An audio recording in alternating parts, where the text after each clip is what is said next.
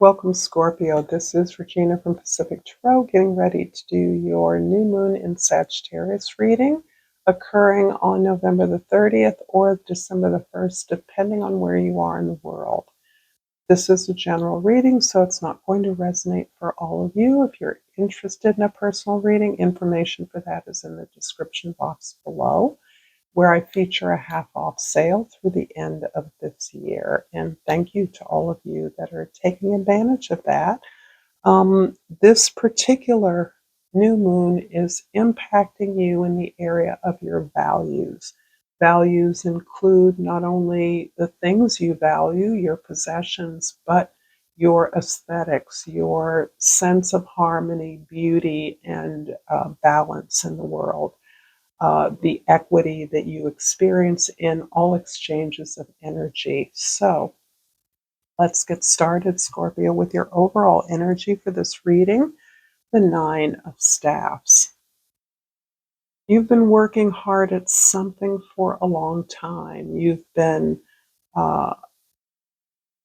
attempting to achieve something, moving in a direction that with which you have applied all of your effort, all of your energy, and your know-how.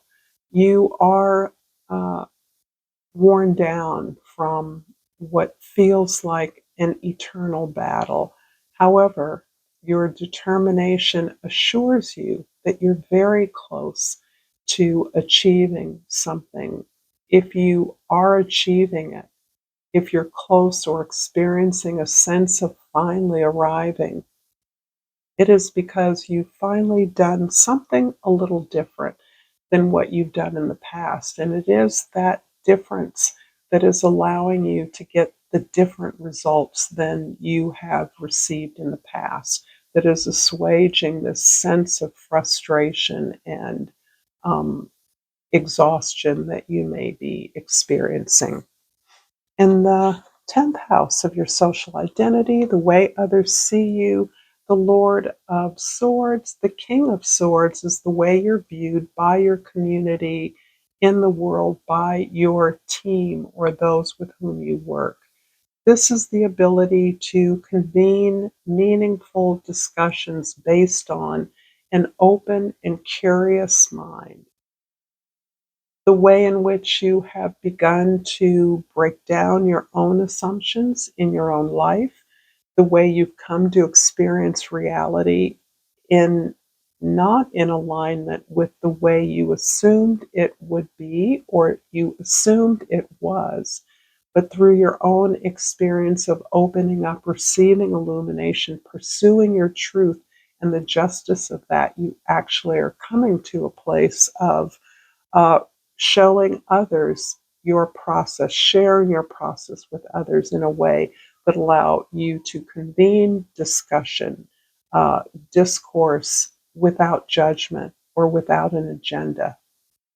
And that creates this almost pure environment of looking at new ideas, being open to new ideas in an environment that removes the stigma from unfamiliar, uncomfortable truths that are necessary to articulate or be articulated by those you're working with. In the first house of your perception, of your the way that you are perceiving the world, the Hermit card shows you as someone who has taken the time. I don't feel like this is a new habit of going within. You are understanding that the answers for you, for your personal exploration, for your individual growth, require you to consult your own experiences, those teachers, authorities, guides that you trust, that see you, that get you at some level. And that information that you receive, that sense of being moving forward, pursuing your own voice, narrating your own story, is really your right and your particular avenue to your mission here on earth, to your purpose. Sharing what you've learned with others is what gives you your voice as a teacher, as one who understands that learning has little value if it isn't shared. And that actually is one of the most central meanings of the Hermit card, in which the hermit stands at the top of the mountain with a lantern, but he's on a single foot and he must take the next step to descend the mountain and share what he's learned. So knowledge is incomplete without the willingness to share it.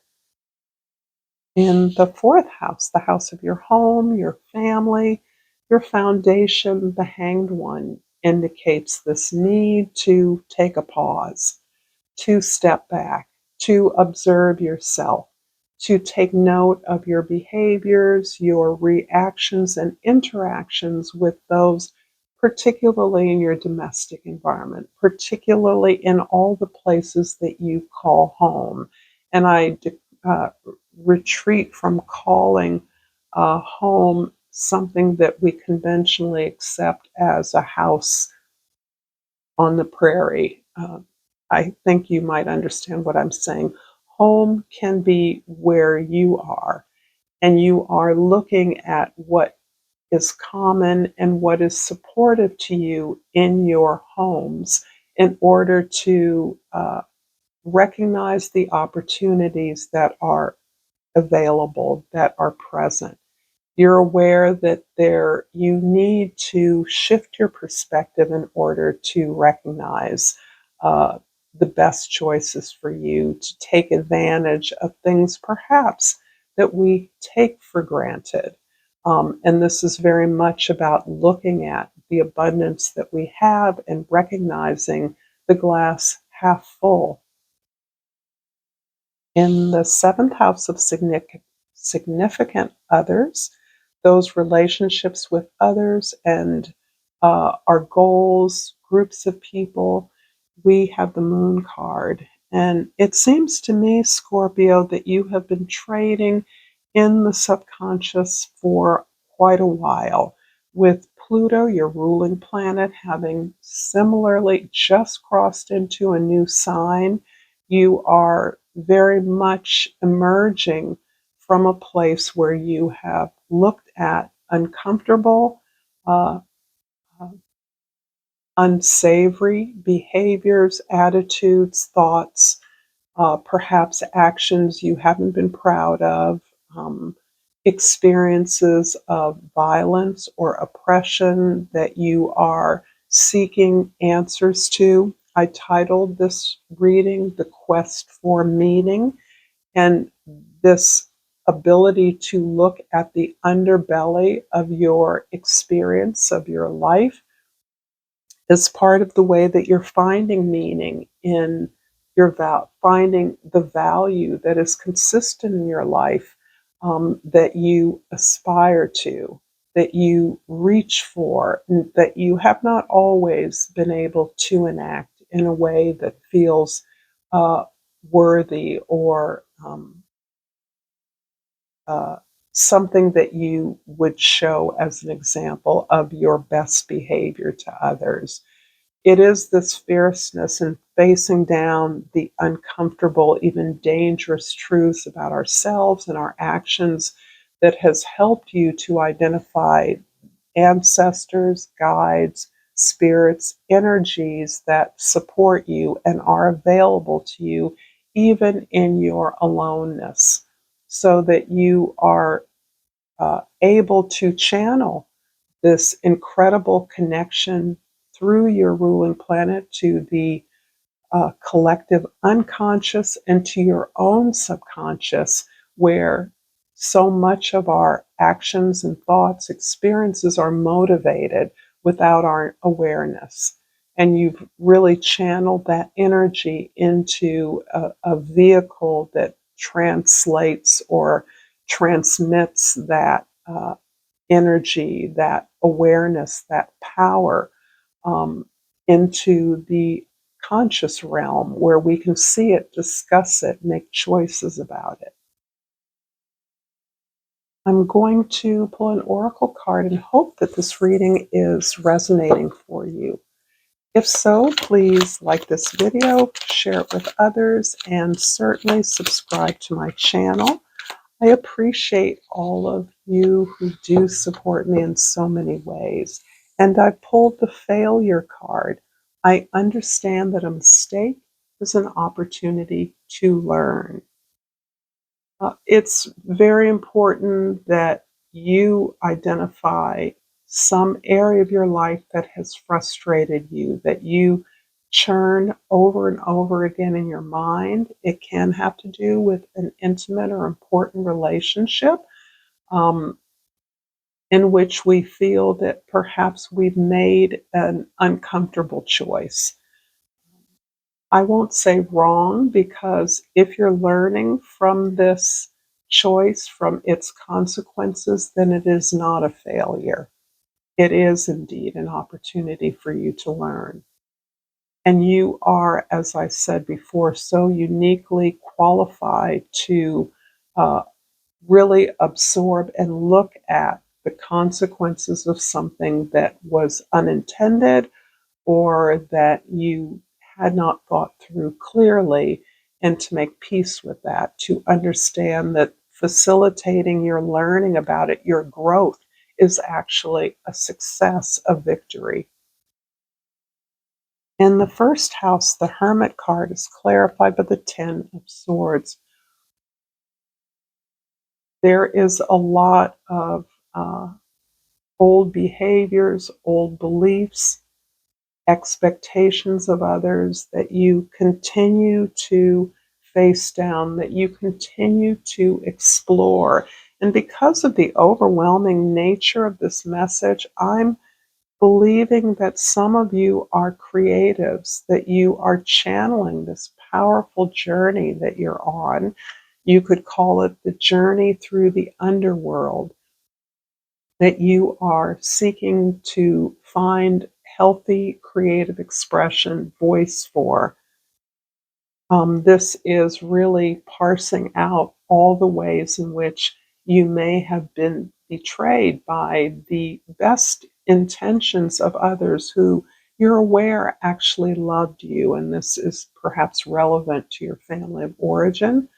Um, Nonetheless, that restricted you from finding your own voice until you were able to recognize through your own experiences the true nature of who you are, what your values, what your beliefs are, and how, in many ways, even the unintended limitations you experience contribute to your appreciation of certain values and principles you hold dear.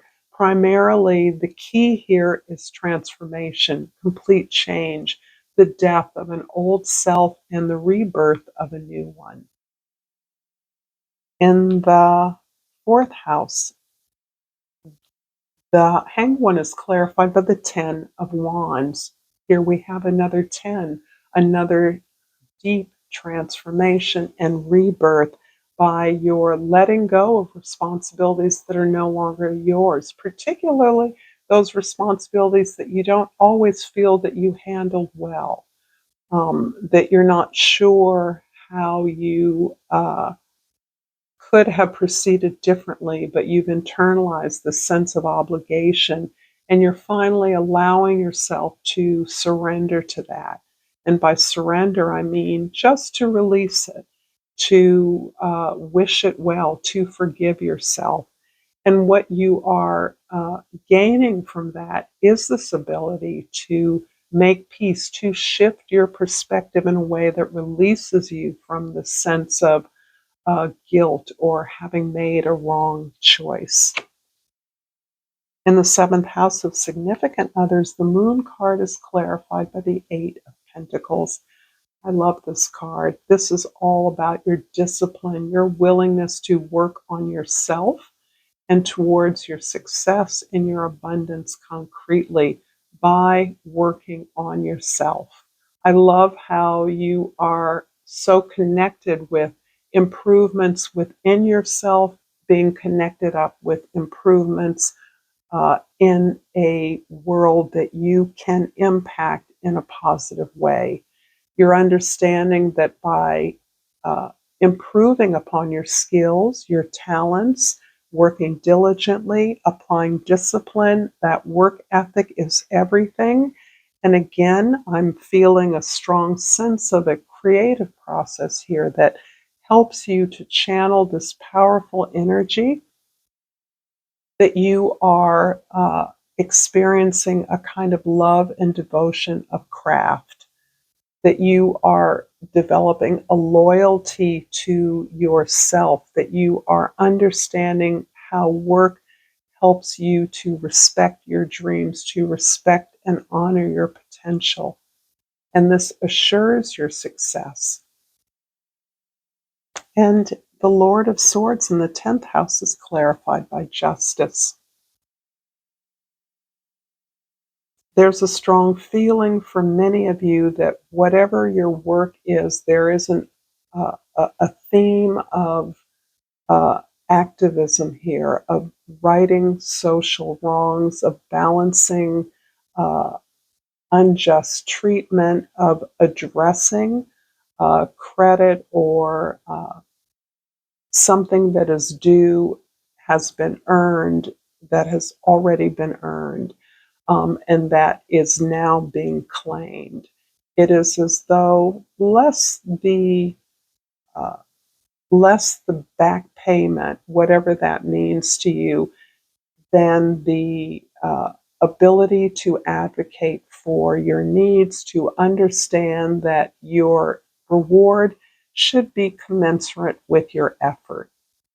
So, as you in many ways have experienced real unfairness and mistreatment, or you are witness to those who have experienced something similar, even more extreme, any injustice connects you to the injustices that others experience. And the advocacy is the same, the sense of inner balance, inner worthiness, deservedness of success, of love, of fair treatment is part of the truth that you are exposing in some critical way, that you're giving voice to, that you're convening a discussion around. This can be the subject of something you're teaching or advising others, other organizations, other bodies uh, specifically. This is a beautiful and very powerful message. I'm going to finish this reading, Scorpio, with a flora and fauna of Africa, bowing down to the motherland. And I will link a video at the end of this one, on one end or the other, for your viewing enjoyment if you're enjoying this content. And I've selected the car call, and the keyword is opportunity. Trust your intuition and follow through. Be aware of your surroundings and leap at opportunity. Thank you so much, Scorpio, for this powerful reading. Until next time, namaste.